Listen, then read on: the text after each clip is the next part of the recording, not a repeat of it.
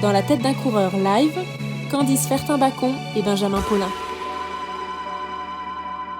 Salut Candice, salut Benjamin, bienvenue sur le podcast Dans la tête d'un coureur. Je suis vraiment ravi de vous recevoir dans l'émission juste après vos magnifiques victoires. Candice, toi sur le 90 du marathon du Mont Blanc et toi Benjamin sur le 23, le format historique de l'épreuve. On a tendance à l'oublier.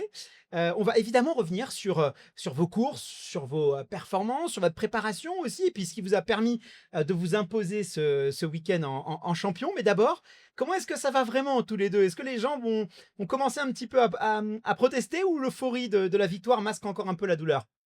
De mon côté, l'euphorie masque encore les douleurs, mais je pense que ça va arriver, dès que tout va relâcher, donc demain. Demain, tu t'attends Après le pas. week-end, ouais, là, je suis encore sur le flow, mais je vais pas surfer encore longtemps, je pense. Et toi, Benjamin, 23 km, ça peut piquer encore un peu? Ouais, la course est quand même plus courte que Candice, évidemment. J'ai pas trop mal aux jambes. J'ai commencé à avoir l'habitude de ces distances-là, mais c'est plus le côté fatigue, peut-être fatigue nerveuse, des nuits courtes, beaucoup de sollicitations. Donc voilà, l'après-course est un peu plus dur, mais bon, on va s'en remettre tranquillement. Bon, on va détailler tout ça. Moi, j'ai plein de questions parce que j'ai suivi vos courses, évidemment. Donc, j'ai plein de questions à vous poser. C'est trop cool de pouvoir vous avoir juste après vos victoires dans l'émission. Candice, toi, tu viens de remporter ton tout premier Ultra Trail. C'était une nouveauté. C'est vrai que le 90 km, t'as pas choisi le plus simple parce que le 90 km du Mont Blanc, bah, c'est l'une des courses qui est réputée pour sa technicité. Est-ce que tu réalises un peu ce que tu viens d'accomplir, là, t'imposer chez toi, à domicile, pour ton premier ultra sur une course quand même très relevée? Ouais. Oui, je réalise quand même parce que, bah, c'est la victoire à domicile, il y a tous mes proches, tout était réuni et c'est marrant, si tu dis: «C'est une course exigeante». Moi, je la voyais exigeante par, le fait qu'il y a la chaleur, il y a tout ce qui est à côté. Parce que finalement, moi, c'est mes sentiers du quotidien. Donc en fait, je connaissais chaque sentier, chaque caillou et pour le coup, ça, c'est un point fort, que j'ai su bien prendre, quoi. Mais c'est vrai qu'on est sur une course où il y a des parcelles de plats qui sont extrêmement rares. Vous Ouais, montez directement, ça bien sûr. redescend, ça finit avec une descente très violente. C'est quand même si quand on voit les chronos, on a l'impression que c'est roulant, Ouais, j'ai envie de bien dire, sûr. mais on est quand même sur un terrain Oui. alpin à 100 quoi. Ouais, faut toujours être lucide, toujours être focus parce que la moindre pierre, te fait chuter et du coup, c'était peut-être ça, en fait, qu'il fallait gérer, toujours bien s'alimenter pour être sûr de jamais lâcher parce que là, pour le coup, si tu respectes pas la course, elle va pas te respecter. Alors, on va revenir un peu sur tout ça, mais je me tourne vers toi, Benjamin, maintenant, parce que c'est vrai que quand on regarde ta course, on a l'impression que t'as jamais vraiment couru dans la précipitation. Tu es resté plutôt en retrait jusqu'au dernier kilomètre avant de lancer une attaque qui était finalement parfaitement maîtrisée. Est-ce que c'était un scénario qui était écrit dès le départ, de rester plutôt à l'abri et d'attendre le bon moment pour attaquer, ou ça s'est construit un peu au fil de la course? Ouais, c'est vrai. En fait, je pensais être un petit peu plus à l'aise sur le début de course, parce que une première partie de course, pour ceux qui connaissent le parcours, qui est très rapide, hein, une première moitié, moins de dénivelé, des chemins larges, très rapide, plutôt enfin, qui correspond à mes qualités de coureur, et une deuxième partie plus dure. Donc, je pensais être plus à l'aise, peut-être prendre un petit peu d'avance au début, quitte à pouvoir temporiser sur la deuxième partie. Et en fait, j'ai été dans le dur très vite, sans trop l'expliquer, avec un cœur qui bat plus haut que d'habitude. Et donc, je me suis dit, bon, bah voilà, je suis pas dans la forme de ma vie, donc je vais pas prendre de risques démesurés. Je vais rester aux avant-postes parce que c'était l'ambition de la course quand même. Et je voulais, voilà, même si c'était pas un grand jour, quand même, tenter de rester devant. Et du coup, ce qui fait que j'ai pas fait le fou, hein. J'ai resté en fait sage toute la course pendant 2 heures. Je me suis fait dépasser, j'ai été deuxième, troisième, je me suis jamais trop affolé. Et c'est vrai que sans trop le vouloir, sur la fin de course, j'ai eu un peu un sursaut d'énergie sur les 4-5 derniers kilomètres. Je me suis mis vraiment en mode survie. Et comme j'avais repéré le fin de parcours qui a une fin en montée, parce que l'arrivée est à 1000 mètres au-dessus de Chamonix, j'ai mis une attaque qui est pas tant à mon habitude, parce que d'habitude, le finish, c'est pas trop pour moi. Et j'ai vu que enfin, ça revenait pas, ça a pas cherché à coller. Donc voilà, une course en gestion, parce que la forme était pas si exceptionnelle que ça. Par contre, le scénario final, il est Mhm. super. Comment on fait justement quand ça peut arriver à toutes celles et ceux qui nous écoutent. On part, on voit que le pace est un peu difficile, on voit que le cardio est un peu haut. Est-ce qu'à ce moment-là, tu t'es dit, bon, bah, on va voir ce qu'on peut faire, j'abandonne un peu l'idée de gagner la course pour essayer de donner juste le meilleur de moi-même, ou tu t'es dit quand même, je vais réussir à aller au-delà et je garde mes ambitions de victoire? Bah, la première partie, elle est tellement à mon avantage que même en étant à 98%, je sentais que j'étais censé être plus ou moins devant. Alors on est plusieurs à avoir des belles références sur 10 kilomètres, sur semi, sur marathon, en trail. Mais voilà, je savais que j'avais un petit peu de marge, donc même en étant un peu diminué par je ne sais quoi, j'étais censé être devant. Mais j'avais beaucoup, beaucoup plus d'incertitude sur la deuxième partie, qui est pour le coup plus alpine, plus technique. Donc je me suis dit, j'en mets pas trop la première partie, chose que j'aurais peut-être fait si j'avais été en très bonne forme, et peut-être que ça m'aurait desservi sur la deuxième partie. Et du coup, j'ai été toujours dans la prudence, mais en gardant l'idée, les ambitions, en essayant d'y croire. Et ça a quand même été 2 heures de guerre contre moi-même, avec les sensations, et puis que dans les 3, 4 derniers kilomètres, 5 derniers kilomètres, une compétition vraiment où là, je me suis dit, bon, bah maintenant, il n'y a plus de sensations qui comptent, c'est la place. Le chrono en trail, c'est pas très parlant. Donc ça a été, la course a commencé vraiment au passage de la Flégère, où là, il reste 5 kilomètres de balcon, faux plat montant, descendant. Où là, vraiment, je me suis dit, bon, bah, on oublie les sensations et maintenant, on est à jeu égal avec tout le monde. Mhm. Alors Candice, c'est vrai que quand on fait son premier ultra, il y a beaucoup de coureurs qui choisissent plutôt de rester en retrait, d'observer, d'attendre, de voir un petit peu comment leur corps il va réagir sur une distance qui est finalement encore inconnue pour eux. Toi, c'est l'inverse. Très vite, tu prends les commandes de la course, tu assumes ton rôle de favorite. Qu'est-ce qui t'a donné autant de confiance pour courir aussi offensivement dès les premiers kilomètres? Alors, tu m'aurais demandé 3 semaines en arrière, je t'aurais dit que le plan de course, en effet, c'était être en retrait. Mais, bah, les entraînements sont tout bien enchaînés et moi, je sais que mon point fort, c'est la montée et vraiment, enfin, je sens que, voilà, j'ai une carte à jouer là-dessus et du coup, je me suis dit avec, mon entraîneur, donc aussi mon mari, on s'est dit: «Faut pas que dès la première montée, tu sois dans un faux rythme. Faut que tu sois très à l'aise, mais il faut que tu sois quand même à ton rythme». Donc en étant très à l'aise, je me suis rendu compte que j'étais devant finalement et du coup, bah, on s'était préparé à que je puisse passer en tête au Brévent, mais c'était pas voulu, mais que c'était OK mentalement de se faire reprendre après. Mhm. Donc d'ailleurs, c'est ce qui s'est passé puisqu'avec Audrey, on a quand même couru ensemble jusqu'à le bas de la montée des Mossons.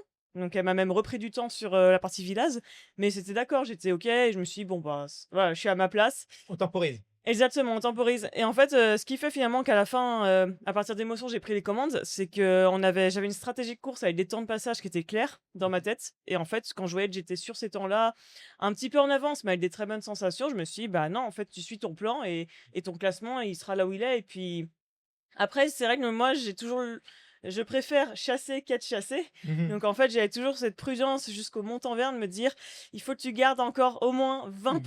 pour, si on te double, être capable de suivre».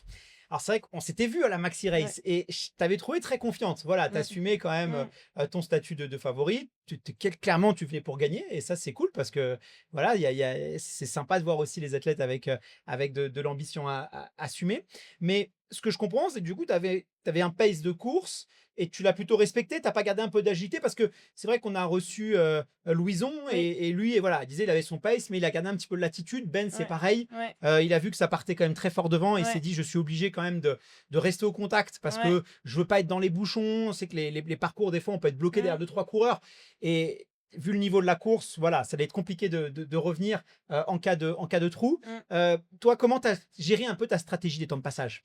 Alors mes temps de passage, je les avais établis par rapport à la reconnaissance que j'avais fait en 2 jours. Mhm. Donc, j'ai beaucoup avec les sentiers, j'avais quand même fait une reco pour être sûre, voilà, de bien faire les temps et puis après, en fait, je savais que sur les parties plates, je voulais temporiser parce que moi, en fait, si je donne mon effort ici, je le paye sur les montées là où c'est mon point fort. Donc, c'était un peu ça aurait été contre-intuitif et puis, ouais, après, j'ai pris beaucoup de notes des conseils d'amis qui ont déjà fait des ultra trail et je pense que j'ai su ranger mon ego là où parfois j'aurais pu le sortir pour, Mhm. des moments de flow en fait qui venaient clairement. Enfin, la montée d'émotion, moi j'aurais aimé en mettre plus et je me suis dit: «Oh là, oh, tu vas le payer après». D'ailleurs, Châtelard, c'était plus dur cette montée-là et je pense que voilà, c'est grâce à l'expérience d'amis qui ont déjà couru qui m'a dit: «Ah, fais attention quand il y a des moments bons, après tu payes un gros down» et du coup j'étais en prudence là-dessus. Super, très belle maturité. Ouais, bravo. On va redétailler ça plus tard, mais Benjamin, je me retourne vers toi parce que c'est vrai que le marathon du Mont Blanc, c'est une course qui a une identité assez particulière dans le paysage du trail running parce que les organisateurs, et notamment le club des sports de Chamonix, Fred Comte, que tu Mmh, connais bien aussi, exactement. Condis, ils ont toujours défendu à l'esprit de la ville de Chamonix une vision très sportive. Et tu as couru sur le 23 km, qui est l'héritier du Cross du Mont-Blanc, qui est vraiment le format phare, celui que les Chamonniards, sur lequel ils sont extrêmement attachés. Et sur cette course-là, ils veulent voir de la compétition, ils veulent voir les meilleurs coureurs se confronter sur un parcours qui récompense aussi bien la vitesse que la technicité. Il n'y a pas de... Voilà, il faut que ça aille vite, il faut que ce soit technique, à l'image de cette culture trail de Chamonix. Toi, tu es justement un coureur qui est très polyvalent. Et j'ai un petit peu le sentiment que cette course, elle était faite pour toi. Ouais, complètement. C'est ce que je me suis dit hein, quand j'ai voulu me lancer sur une des courses du marathon du Mont Blanc. J'avais le choix, hein. Alors, le 90, c'était inenvisageable, trop technique, c'est vraiment Pour pas ce que l'instant, j'aime. Pour l'instant, en effet, ouais. Et le marathon, très compétitif aussi, mais un peu long, difficile à faire matcher avec les autres objectifs qui étaient avant et après. Donc, j'ai vu le cross, je suis parti là-dessus en regardant plutôt le profil de la course et pas forcément le terrain. Et on a eu une belle semaine de stage avec New Balance, avec Candice, qui m'a fait un peu reconnaître le parcours, qui m'a parlé, elle connaît tous les chemins, donc elle m'a montré les parties techniques, les parties roulantes. Et là, je me suis dit, ah ouais, il y a quelques difficultés à vraiment gérer, notamment une descente sur 1 kilomètre vraiment très technique où j'étais pas très à l'aise et pas très rassuré. Mais proportionnellement, ça représentait 5% de la course. Et je me suis dit, tout le reste, c'est soit des chemins peu techniques, très rapides, parfaits pour mon profil, soit des montées qui sont plutôt bien adaptées. Moi, j'aime quand même quand ça monte, ou des montées pas très raides où là, je peux vraiment performer. Donc, je me suis dit, oui, sur le papier, c'était vraiment quelque chose qui devait me correspondre. D'où aussi l'ambition que j'avais en venant sur cette course-là de jouer dans les premiers rôles. Alors, c'est qu'il y a pas mal d'études qui sont sorties autour justement de la transférabilité de la vitesse à plat versus la vitesse sur les côtes. Et voilà, selon les études, ce serait plutôt des côtes jusqu'à 20%. C'est-à-dire qu'il y a un vrai transfert qui se fait, alors pas pour tous les coureurs sur plat, mais pour quand même beaucoup de coureurs, il y a un vrai transfert qui se fait jusqu'à 20%. Évidemment, plus vous vous approchez de 0%, plus c'est fort, et 20% étant un peu le point de rupture. Et après, c'est plus compliqué. Toi, c'est quelque chose que tu constates aussi. Tu te rends compte que sur des pentes à 10, 15, 16, 17%, tu es encore très confortable. Et après, ça se complique. Ton avantage de vitesse, ton avantage de routard, tu le perds un peu au détriment peut-être des profils plus montagnards. Ouais, je savais pas qu'il y avait un pourcentage qui était à peu près établi, mais effectivement, quand tu m'en parles, ça me semble vraiment, vraiment cohérent. Moi, tout ce qui est. Alors, on dit que c'est des faux plats, mais en fait, même monter à 10% pour un trailer, souvent on dit que c'est des faux plats. Donc, non, jusqu'à 20%, c'est vrai que je suis très à l'aise. Tout ce qui est courable, généralement, je suis très à l'aise. Je suis beaucoup moins à l'aise dans du plus raide, quand il va falloir y mettre aussi de la marche. Peut-être que voilà, les contrastes musculaires sont vraiment différents. Donc, c'est vrai que sur ce cross du Mont Blanc, finalement, il faudrait regarder un petit peu le pourcentage moyen. Mais il y a beaucoup, beaucoup de parties qui sont bien en dessous de 20%. Donc j'étais très, très avantagé et j'ai vraiment vu que mon avantage de vitesse a bien marché sur ces parties-là, ouais. Hyper intéressant. Alors, Candice, toi, tu es au Savoyard, tu es maintenant à Chamonix depuis quand même pas mal de temps. Tu connais bien justement la culture trail de Chamonix. Et c'est vrai qu'il y a cette dimension très sportive. Il y a une culture du sport, il y a une culture de la performance à Chamonix. Euh, voilà, on parle souvent de l'esprit trail où on n'assume pas trop la compétitivité. Chamonix, c'est le sport. Oui, clairement, été comme hiver, hein, on a les plus grands alpinistes qui sont établis ici, hein, Matteo Jacquemot, enfin, je parle dans la polyvalence, mais ouais, clairement, ici, le sport, ça a une place importante. Et ce que tu dis par rapport au club des sports, rien que le 4 du Mont Blanc, hein, les barrières horaires, c'est Mhm. 24 heures, c'est quand même une barrière horaire assez difficile pour certains. Et Fred Comte a à cœur de garder ça. Et le cross du Mont Blanc, ouais, c'est historique. Et si l'arrivée reste à plan plat, là où le marathon du Mont Blanc est descendu au sein du triangle de l'amitié, c'est pas pour rien non plus. C'est qu'on veut garder quand même les origines pures de cet événement. Ouais, mais c'est cool de voir cette culture. Et puis c'est bien parce que ça apporte de la diversité. C'est Bien ce que sûr. j'explique. Il n'y a pas qu'une vision du trail. Souvent, on nous Non, vend un peu une vision du non, trail. non, Mais il y en a pour tout le monde, quoi. Voilà. Si exactement. on veut la performance, si on veut la Ouais. compétition, si on veut du technique, si on veut du plus roulant, si on veut même Ah, du pour plus s'entraîner, c'est urbain, le paradis, hein. voilà. En fait, c'est ça. Il y a une diversité dans le trail. Et Ouais. souvent, on a tendance un petit peu trop à le résumer. Mais c'est éclectique. Mmh. Voilà, à Chamonix, il y a une ambiance particulière. Et surtout sur le marathon du Mont Blanc, on le ressent très, très fort. Alors, je reviens un petit peu à ton 90, Candice, parce que jusqu'au dernier kilomètre, on t'a vu, moi je t'ai vu. Parce que j'étais sur le parcours, j'ai eu la chance de pouvoir Oui, te voir. En plus, exact. c'est pas souvent qu'on peut voir la course féminine. Et là, on a eu, voilà, on s'est bien organisé, on a réussi quand même à faire pas mal de contenu. Moi, je t'ai vu avec un grand sourire, t'échanger avec le public, tu parlais avec les bénévoles. On avait presque l'impression que tu étais sur une sortie longue. Ça y est, elle était en EF, tu sais, elle déroulait. Ouais, Voilà, c'était ouais.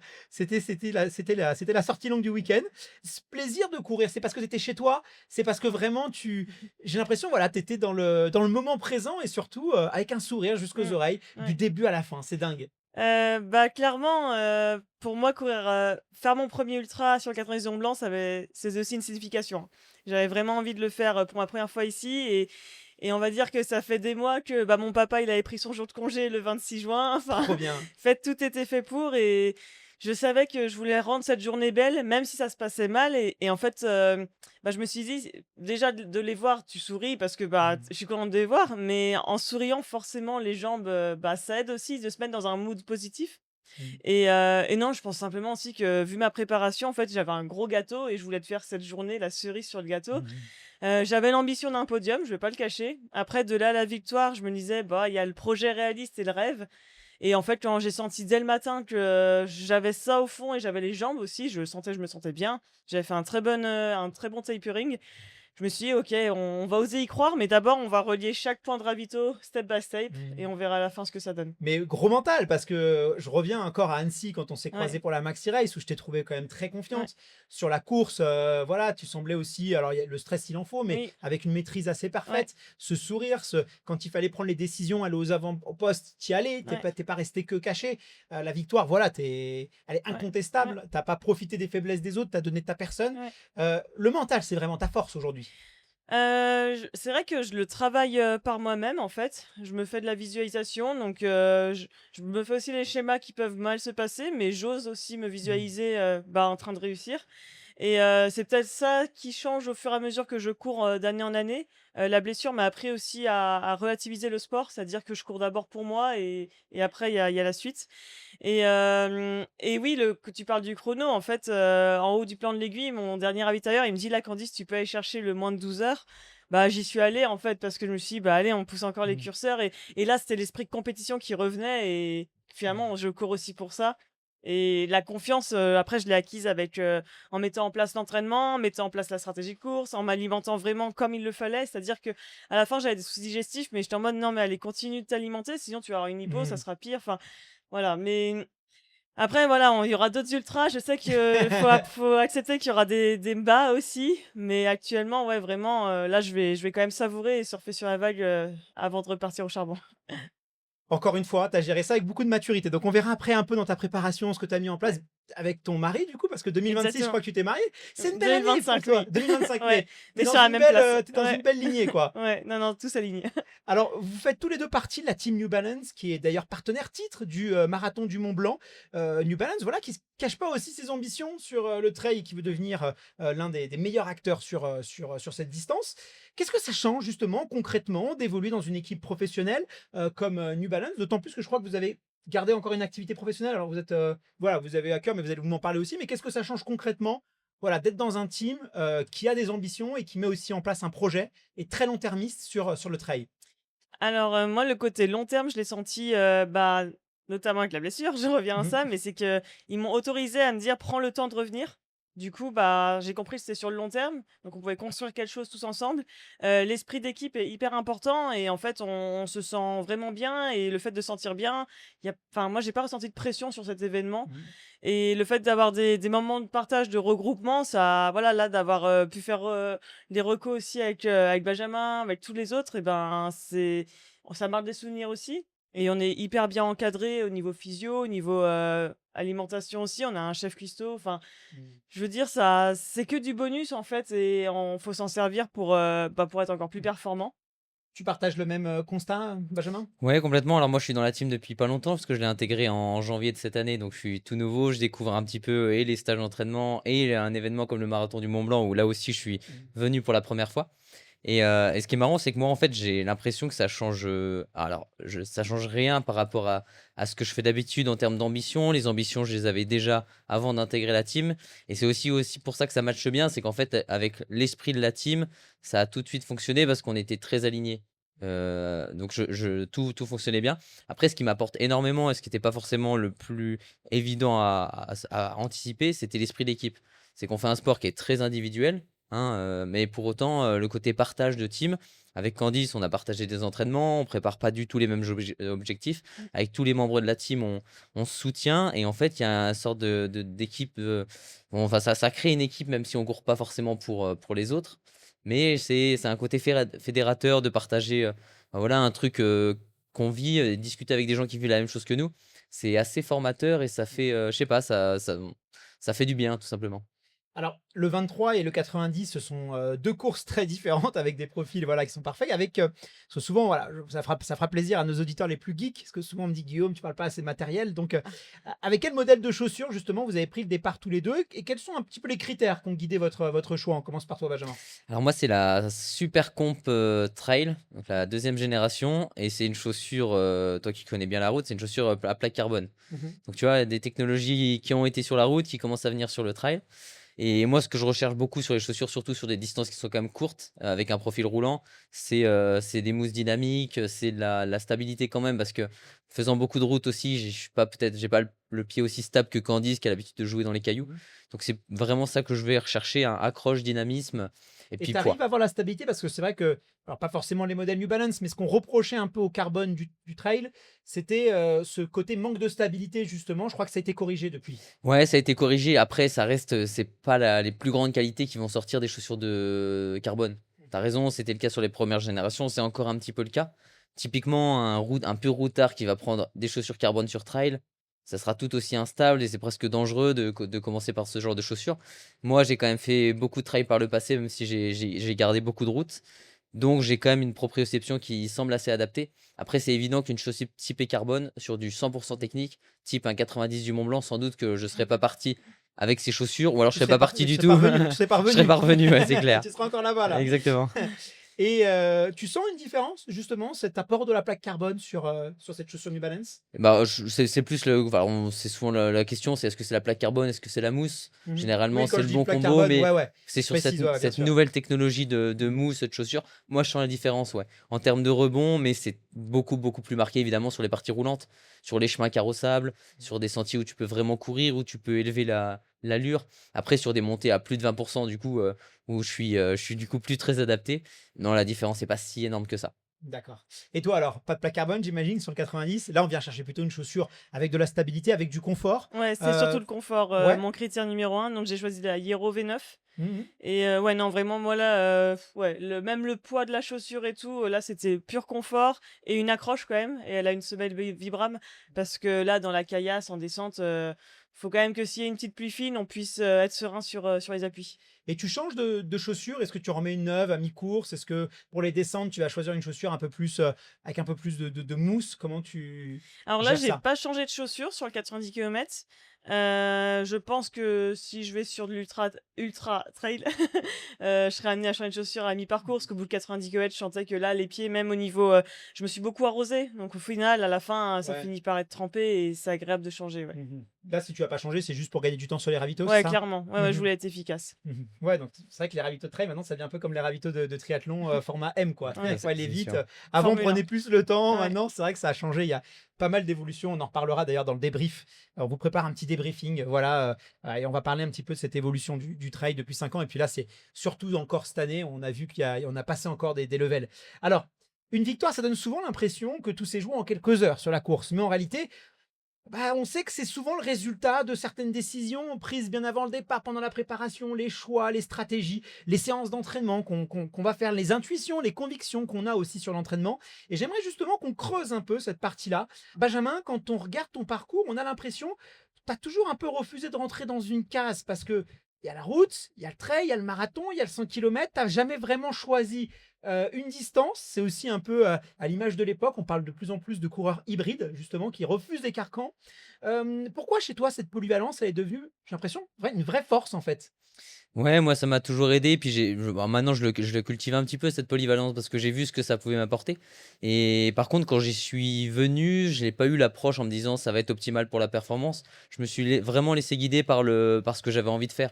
Un jour, j'ai commencé parce que autour de chez moi, j'habite dans les Vosges, il y a plus de trail que de courses sur route. Ensuite, j'ai eu envie de me rechallenger sur du chrono, donc je suis reparti sur la route. Et là, les opportunités et l'envie a fait que j'avais envie de revenir sur du trail. Donc, au-delà avant l'aspect vraiment optimisation de la performance, il y avait un vrai côté plaisir.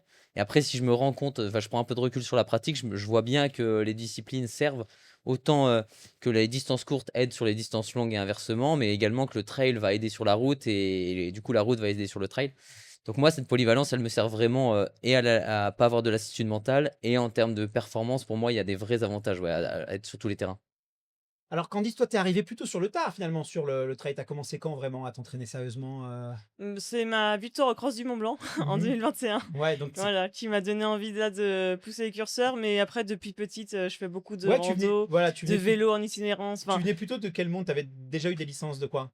aucune licence, non, pas de Mhm. monde de la compétition. Ouais, c'est fou quand même, Mais hein. vraiment, on a une famille, on allait, ouais, vraiment, puis petite, on va randonner des heures en montagne. Mhm. Vélo, on part 10 jours avec les sacoches. Et j'ai deux grandes sœurs. Et du coup, j'ai aussi enfin, l'esprit de compétition vient de là. Je voulais toujours être la première au sommet. Et d'ailleurs, c'est marrant, en message T'aimais pas d'avant. trop perdre au jeu de famille, non? Ah bah toujours pas. Ah bah on peut en parler avec les gens du team, hein. Le Skyjo, je suis très mauvaise perdante. Ça doit être sympa les parties Monopoly pendant la team Ouais. Bah, chez quand vous. Candice gagne, tout va bien, mais sinon.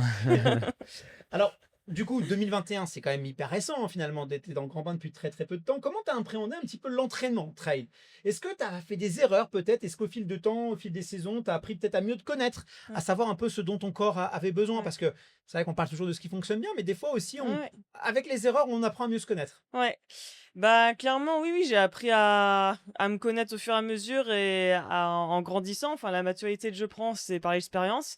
Et bah, la blessure m'a appris à prendre un peu plus au sérieux le repos et la récupération. Parce qu'on va dire qu'en termes d'entraînement, j'en fais même plus qu'un temps, mais je récupère, c'est-à-dire qu'il y a des vrais jours off. Là, après le 90 du Mont Blanc, je vais couper vraiment 10 jours, alors qu'à l'époque, Mhm. je coupais jamais, quoi. Enfin, c'était Mhm. toujours plus. Donc ça, j'ai appris, voilà, de ces erreurs-là. Après, moi, je croise beaucoup à l'entraînement Mhm. et c'est hyper important à la fois pour, physiquement développer des capacités musculaires comme le ski de rando. L'hiver, c'est 80 de mon volume Mhm. et mentalement aussi pour, avoir l'envie aussi de courir autant et c'est important, ouais, Tu pour croises qu'avec le vélo? vélo et ski de Ski, rando. ouais, enfin Ouais, vélo, ski de rando, ouais. ouais. Pas de natation? Alors quand j'étais blessée, je suis allée nager. Ouais. Je m'étais dit: «J'y retournerai». Et non, ouais, la flemme, quoi. Ouais. Ok. Alors, tu dis souvent que tu es largement plus à l'aise sur les segments montagne que les Mmh. segments plats. Pourtant, aujourd'hui, au plus haut niveau, bah, on peut plus vraiment se permettre d'avoir des points faibles. Comment est-ce que tu trouves l'équilibre Mmh. justement entre les séances que tu aimes faire, voilà, les Ouais, séances alpines, les séances en montagne, et celles que tu sais finalement ouais. indispensables pour progresser et surtout pour être Mmh. compétitive au meilleur niveau, puisque Ouais. les gens qui ont des points fort vitesse sont de plus en plus meilleurs techniquement. On l'a Mmh. vu encore avec Bendiman sur la Bien course. sûr. Là, c'était impressionnant, le Mmh. gain technique qu'il a fait. Ouais, Donc, bah, si les mecs qui font du plat sont meilleurs techniquement, il faut que ceux qui sont bons ouais. techniquement suivent aussi Exactement. le cheminement, quoi. Sinon, on va Ouais. avoir un problème. Et ben, ça a été un déclic, l'an dernier, j'ai pris le départ et j'ai terminé, l'OCC dans un très mauvais état, les ischios en compote, horrible et c'était dû à un manque, en fait, d'entraînement à plat, tout simplement. Au-delà de la vitesse, c'est déjà la foulée.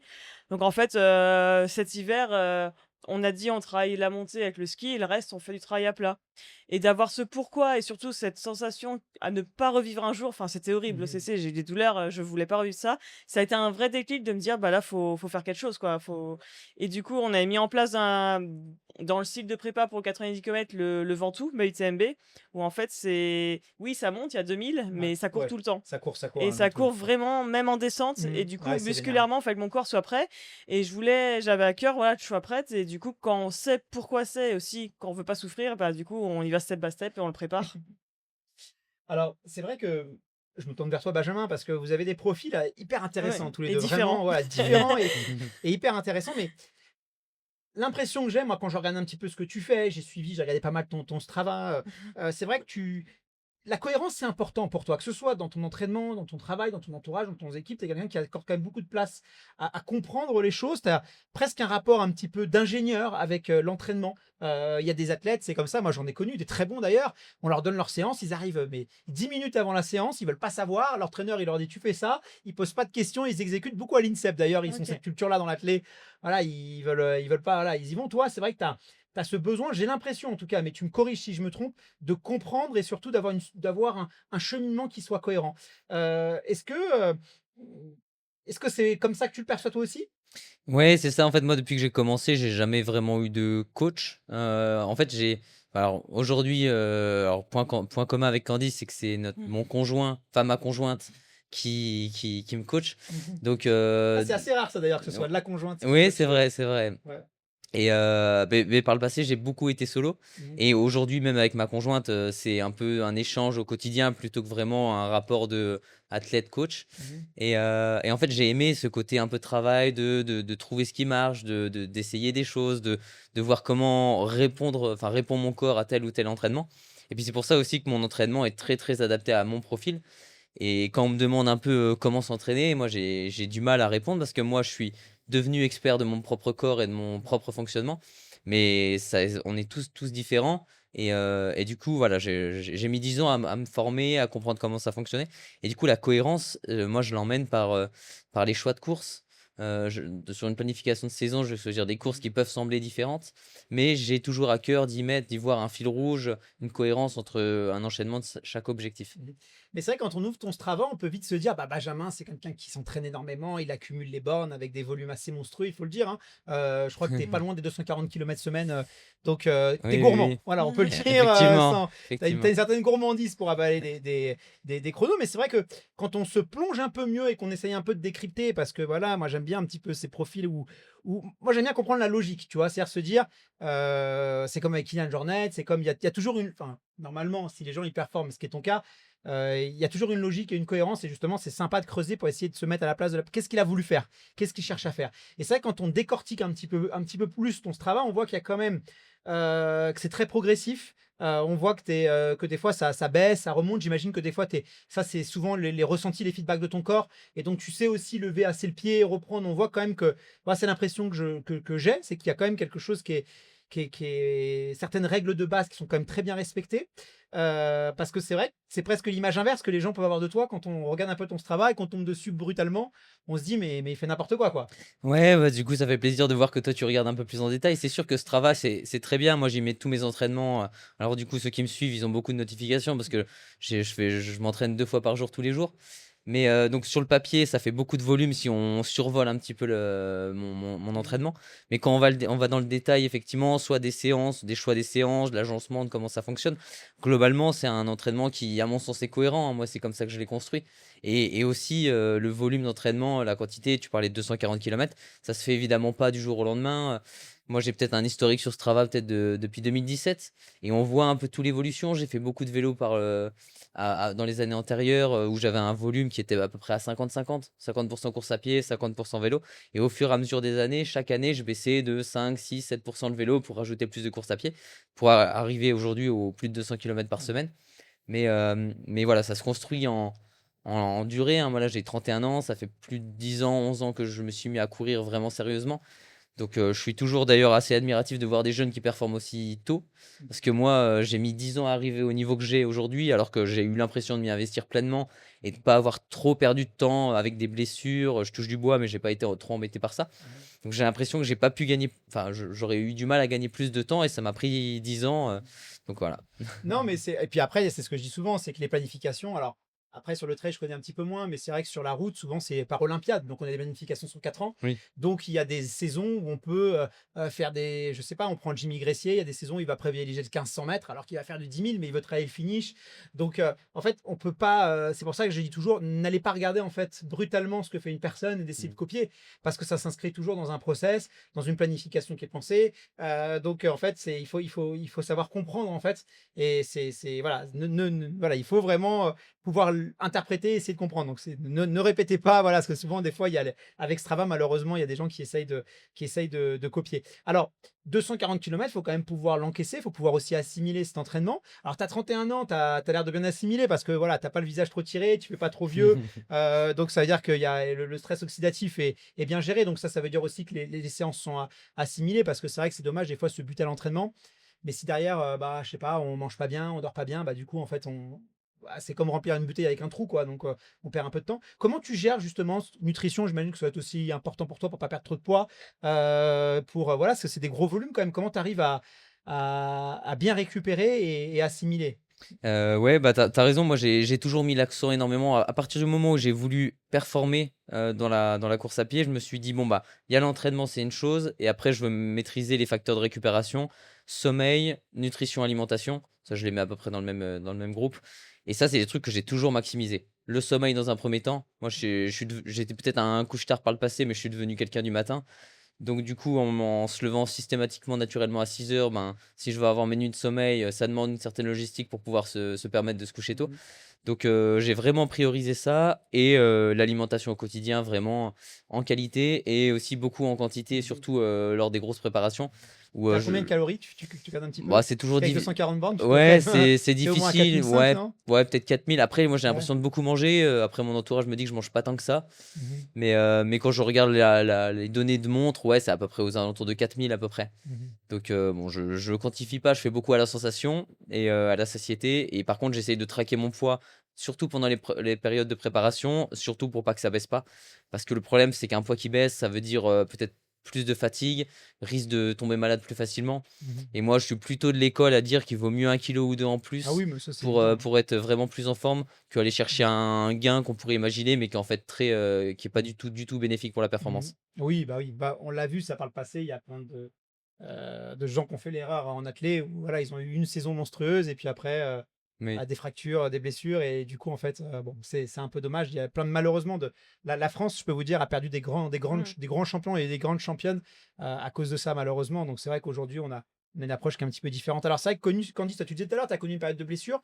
Est-ce que justement tu as réussi un petit peu à identifier les facteurs de cette période de blessure et quel enseignement t'en as tiré? Parce que tu nous dis j'ai beaucoup appris de ces erreurs. Est-ce que tu peux nous dire Ouais, justement aujourd'hui, bah, voilà, dans la ouais. simulation, l'entraînement, peut-être un petit peu rentrer dans le détail? Ouais, bien sûr. Et ben, oui, clairement, c'était dû, à la fois à un surentraînement, du coup aussi à un REDES. Donc j'ai mis en place, déjà j'ai stoppé après, donc sur le coup, j'ai bourriné à vélo, ce qui a pas aidé à Mhm. guérir parce que, bah, forcément le déficit, il se crée. Mais ensuite, ouais, j'ai mis en place une grosse période de repos, 3 mois sans sport. Donc là, on refait les pendules à l'heure. Enfin, on remet les les horloges à 0. Et puis ensuite, bah, j'ai été accompagnée d'un micronutritionniste. J'ai retrouvé mon cycle menstruel, donc ça, chez une femme, c'est hyper important. Et maintenant aussi, je veille à avoir ce cycle tous les mois, donc c'est un facteur de performance. En fait, on sait que si on les a, tout va bien. Et puis, bah, j'ai mis un accent énorme sur les protéines, chose que je Mhm. délaissais, sans m'en rendre compte. Mhm. Bah, le matin, j'étais type sucré, je suis devenue une type salée. Des changements quotidiens, en fait, qui montrent que petit à petit, avec le temps, et ben, c'est là que la performance, elle se crée. Et puis, bah, j'ai la chance aussi de ne pas travailler à côté depuis 1 an. Donc, bah, les siestes, c'est à gogo. Enfin, le sommeil, j'en mets un accent très important là-dessus. Et là, je le sens d'ailleurs par rapport aux 4 Mont Blanc, c'est sur le sommeil que je suis vraiment en train de payer cher ce week-end d'euphorie. Ouais, mais c'est hyper intéressant ce que tu dis. C'est vrai que je rebondis, mais sur la protéine, en fait, il y a des besoins qui sont surtout sur le trait, il y a des besoins qui sont Ouais, quand même assez bien sûr. importants. On peut On se vite rend pas monter quand compte même de à la 2. consommation Ouais. et comme disait Benjamin, moi aussi maintenant je veille vraiment à avoir, un Mhm. poids stable et le garder Mhm. et l'hiver, je suis même plus de la team, bah, Mhm. prendre 2-3 kilos en plus pour, Mhm. justement être sûr que mon corps, il Mhm. encaisse les Ouais, mais grosses périodes de charge et d'entraînement et de de toute préparation. façon, maintenant, c'est focus sur l'assimilation. C'est vrai que sur la protéine, on se dit, bah, en fait, c'est ce que je dis souvent, c'est que les coureurs, ils savent parfaitement. En fait, il y a une grosse culture de nutrition à l'effort. Là, on va faire un sondage. Ouais, Tu demandes aux trailers qui sont arrivés sur le 42 combien de glucides par heure, ils sont capables de te dire combien.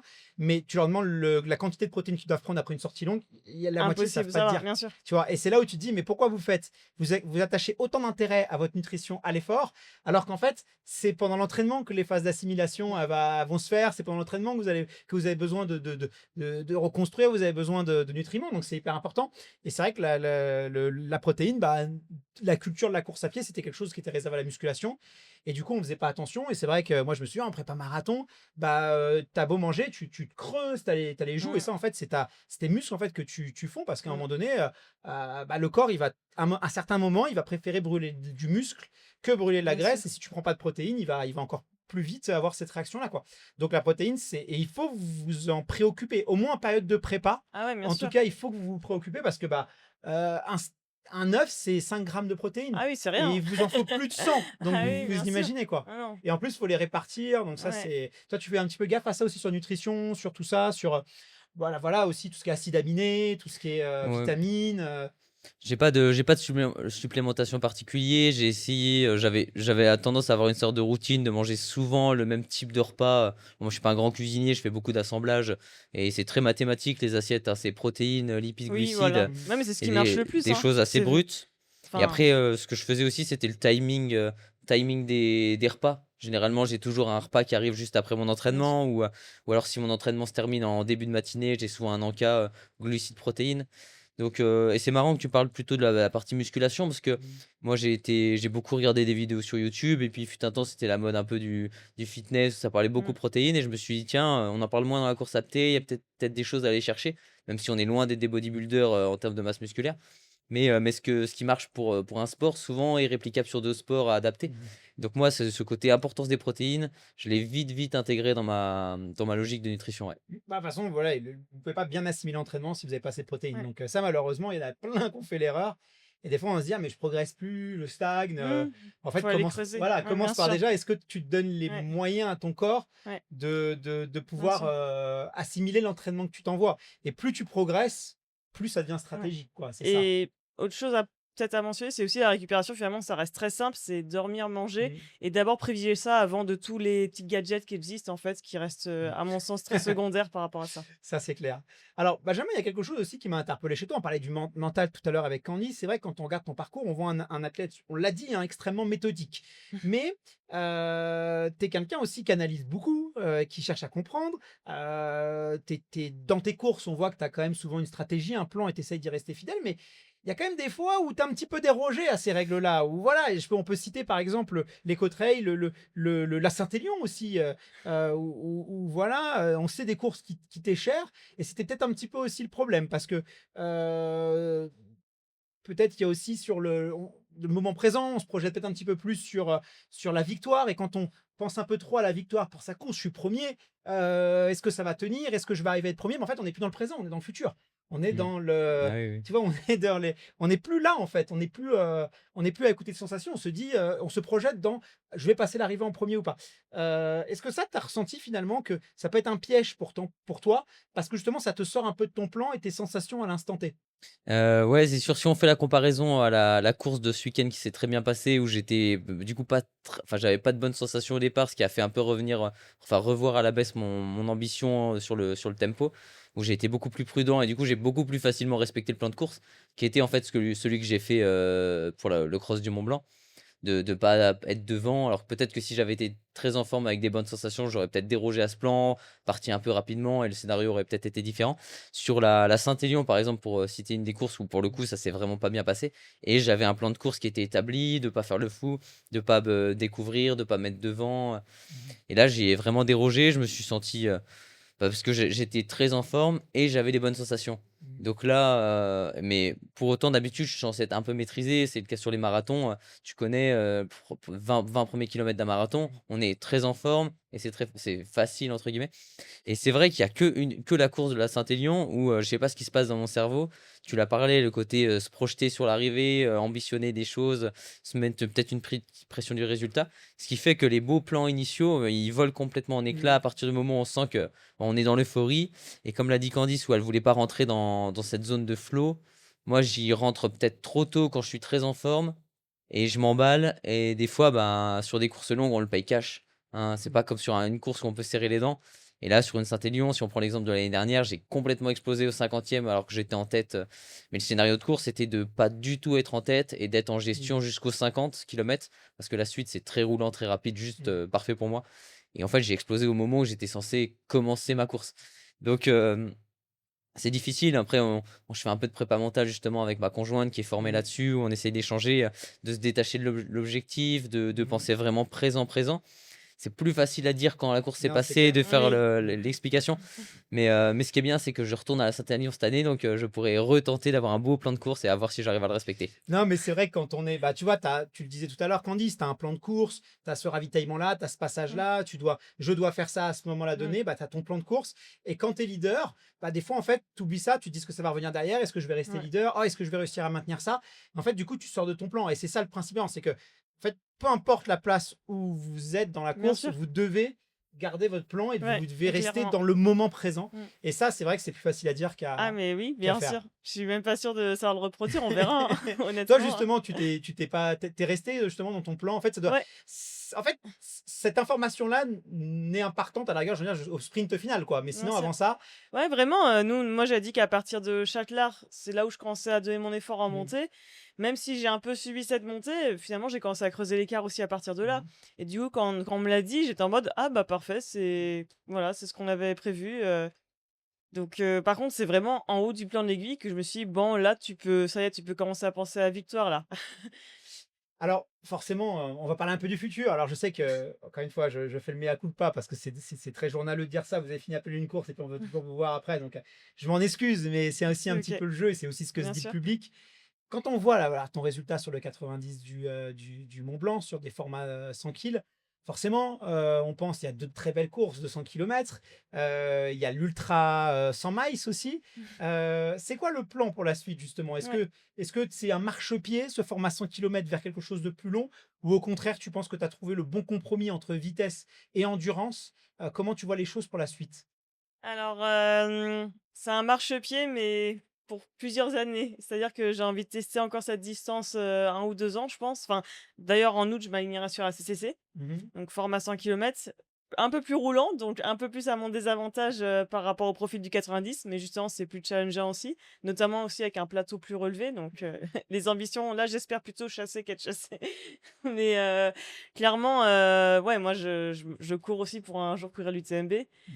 Et l'ultra trail, enfin un 100 miles me donne très envie, mais là, je serais pas prête à passer la nuit. Hier, quand je suis arrivée, enfin avant-hier, faire 2 fois ça, c'est un autre délire encore, hein. Enfin C'est comme le clairement, semi et le marathon, tu sais, mais tu oui, mais dis, oh là vraiment, là. voilà, donc j'ai envie Mhm. d'abord de poser mes marques sur les formations kilomètres, prendre le temps, voilà, de continuer à découvrir cette distance. Je suis persuadée que j'ai encore plein de choses à voir et par contre, oui, d'ici 3 4 ans, vous me verrez sur du plus long. Non, mais c'est vrai que tu as raison parce que c'est pas automatique, hein. C'est ce qu'on voilà, c'est Ouais, comme le semi et tu as des très bons coureurs de semi qui arrivent pas vraiment à faire la bascule sur marathon et à contrario, tu as des excellents coureurs de marathon. Je cite souvent l'exemple de Nicolas Navarro qui sur format 10 kilomètres ont pas des ouais, records très impressionnants donc c'est un autre monde. mmh, Voilà, on arrive à bien une sûr, autre distance, c'est un autre monde et donc évidemment, il y a des tu as un peu plus de billes en main ouais, quand tu es déjà très bon sur 100K mais voilà, la ouais, bien bascule n'est sûr. pas si automatique que Non, ce qu'on peut penser. Il faut y aller avec beaucoup d'humilité. C'est pas parce qu'on est très bon sur 100 ouais. kills que bah voilà, c'est qu'une question de temps. On a juste un peu l'entraînement et ça passe tout seul sur 100 miles. C'est un peu plus compliqué que ça. Et toi, Benjamin, alors, est-ce que justement ces formats un peu plus longs, est-ce que tu préfères rester encore un petit peu peut-être sur le circuit du côté de la Golden? Comment tu vois les choses? Ouais, bah moi je retourne sur trail là depuis cette année, enfin d'année dernière cette année, donc j'ai encore pas mal de choses à redécouvrir hein, parce que finalement moi j'en ai fait beaucoup entre 2017 et 2019, enfin juste avant Covid du trail. J'ai pris 2 fois le départ de la CCC. Donc j'étais en fait à l'époque quand je faisais du trail dans une dynamique de toujours plus long, de faire une course, de valider une distance, d'aller peut-être jusqu'à l'UTMB. Et c'est vrai que le format 100 km trail, donc la CCC, m'a un peu refroidi en me disant bon, c'est très long, il y a une grosse partie gestion, il y a beaucoup de marge bâton, alors que j'étais pas si loin d'être premier. Je dois faire un top 30 là en 2019, ouais 2019. Mais je me suis dit, hein, pousser, comme dit Candice, faire presque 2 fois ça en temps d'effort, même j'ai mis 12 heures, donc un UTMB, je me serais peut-être projeté sur 24, donc je me suis dit faire 2 fois ça, pas du tout. Et puis après, il y a eu la période Covid où je suis retombé un peu plus sur la route mais non, l'objectif, c'est pas d'augmenter à tout prix les distances, c'est de redécouvrir vraiment le trail, avec le niveau que j'ai acquis pendant ces années sur la route et de me refaire plaisir sur les formats qui s'approcheraient à peu près des entre 3 et 5-6 heures d'effort maximum. Mhm. Donc beaucoup de 50 kilomètres par exemple, plutôt des profils roulants. Moi, j'aime ce côté polyvalence, mais la polyvalence trail route, elle marche, à mon sens, que si c'est du trail plutôt roulant, pas trop technique. Parce que sinon, ça creuse, il y a un écart de plus en plus important si on parle de trucs très montagneux techniques et de la route à plat. Donc ça va être toujours double projet trail route en choisissant un petit peu ses courses pour pouvoir courir vite, pas sortir les bâtons et éviter d'avoir trop de cailloux sur les chemins. Bon, une chose est sûre, en tout cas, on vous verra certainement aux avant-postes dans les prochaines courses de trail ou d'ultra. Parce que voilà, j'ai aucun doute que vous allez encore beaucoup progresser. Encore bravo à tous les deux, parce que franchement, voilà, vous nous avez fait rêver. On a mangé du caviar. On a eu un week-end exceptionnel. Là, mais il faut le reconnaître, entre la western, entre Oui, les exactement. différentes courses du marathon du Mont Blanc. Là, ce soir, on a le meeting de Paris. Il y a Jimmy Gressier et Étienne Daguinos qui vont s'affronter sur 5000. Ça, voilà, il y a aussi le vélo. Voilà, c'était vraiment, oui. Il n'y a pas eu l'Ironman malheureusement, mais on a quand même, voilà, on s'est quand même éclaté. Pour ceux qui aiment le sport, c'est quand même génial. Donc merci à tous les deux. Merci infiniment à New Balance, voilà, qui a rendu possible aussi bien toute la partie suivi de course. C'est grâce à eux qu'on a pu vous faire vivre de l'intérieur toutes ces émotions. Et puis voilà, qu'on rendu possible cet échange. Merci infiniment à eux. On